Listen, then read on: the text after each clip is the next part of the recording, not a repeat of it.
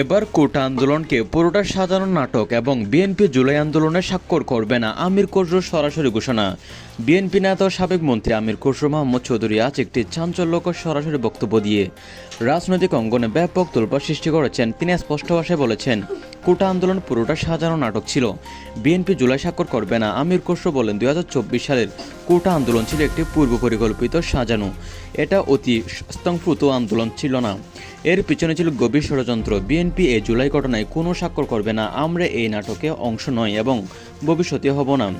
তিনি আরও বলেন, যারা এই আন্দোলনকে ব্যবহার করে ক্ষমতা দখলের চেষ্টা করেছে তারা দেশের সঙ্গে প্রতারণা করেছে। বিএনপি জুলাইয়ের কোনো দায়িত্ব নেবে না এবং সঙ্গে কোনোভাবে যুক্ত হবে না। তার এই বক্তব্য রাজনৈতিক মহলে তীব্র আলোচনা সমালোচনার জন্ম দিয়েছে। অনেকে এটাকে বিএনপির স্পষ্ট অবস্থান বলে দেখছেন, আবার কেউ কেউ এটাকে রাজনৈতিক দৌরত্ব বজায় রাখার কৌশল হিসেবে মূল্যায়ন করছেন।